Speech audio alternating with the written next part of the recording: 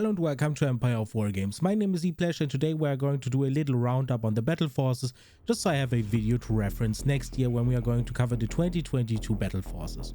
If you enjoy the content, consider leaving a thumbs up and subscribing, as well as checking the links down in the description below. Alright, let's get into the video.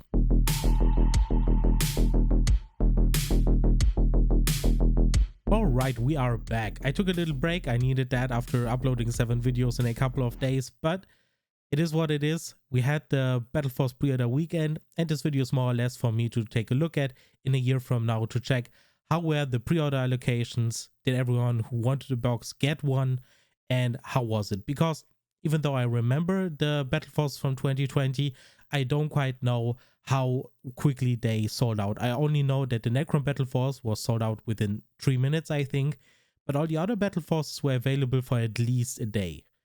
After that, they probably sold out. I think 2020 was a disaster, but I'm not 100% certain. That's why I'm making this video, so I can keep that in mind, so I can, read your comments and figure out how it was in Australia, how it was in the US, and so on, because I think I have Europe covered pretty well.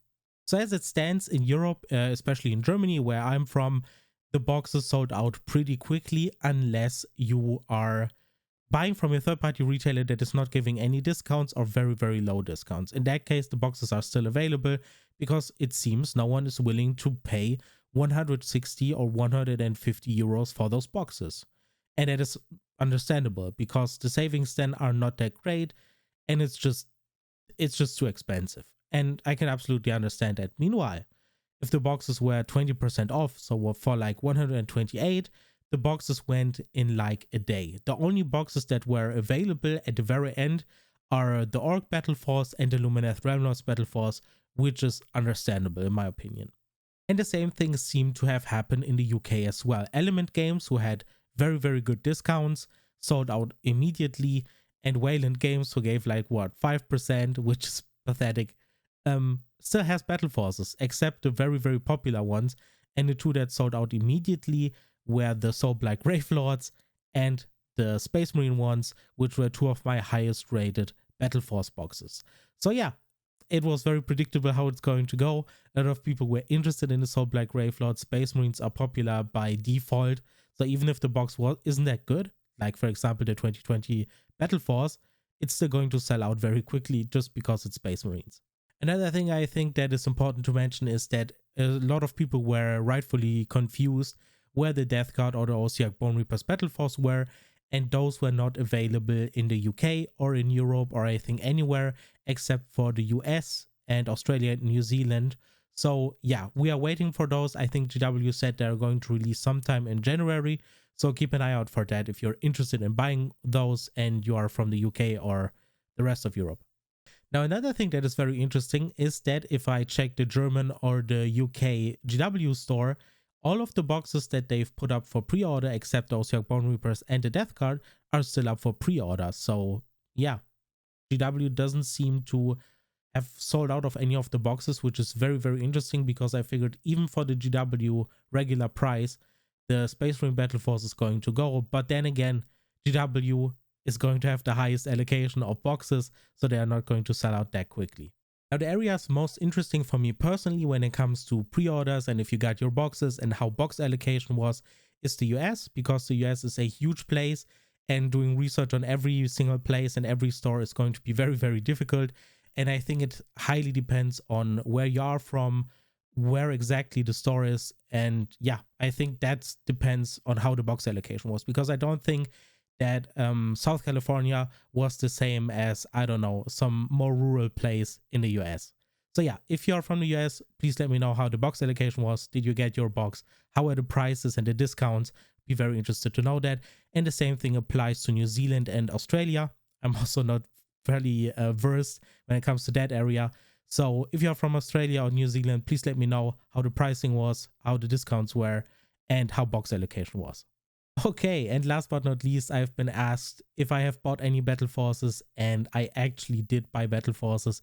I've been fairly invested in Age of Sigmar over the past couple of weeks, and I'm really trying to learn more and more about the system, about the game, how it works on a casual, on a narrative, and on a competitive level.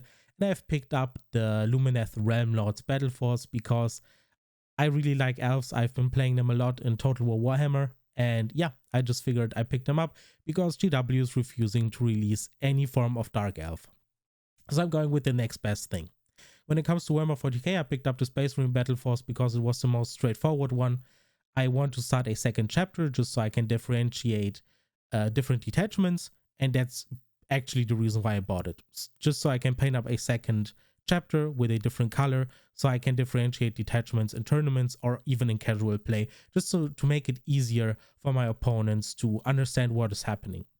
Other than that, I was kind of interested in the Hedonites of Slanesh because I really liked that box. Whenever I uploaded the video, I was very pleasantly surprised how good it was. But yeah, I didn't want to buy 4 battle forces and then only be able to paint up 2 of them. I can't possibly paint up 4 battle forces in a couple of months. That's not possible. Other than that, friends from my play group have been also buying battle forces like the Soulblight Gravelords one, and yeah, the Adeptus Mechanicus one, a couple of others that were very popular, and the ones that I rated generally rather high.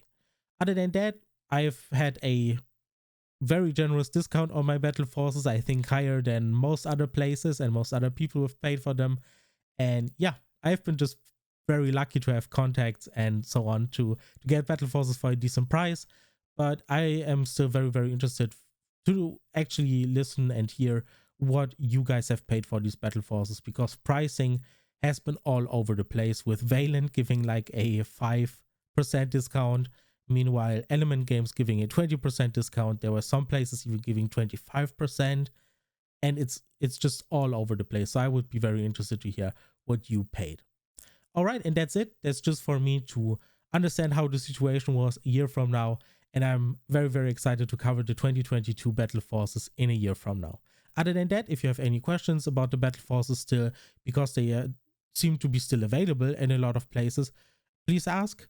Other than that, thank you so much for watching all of my videos, all of the Battle Force videos.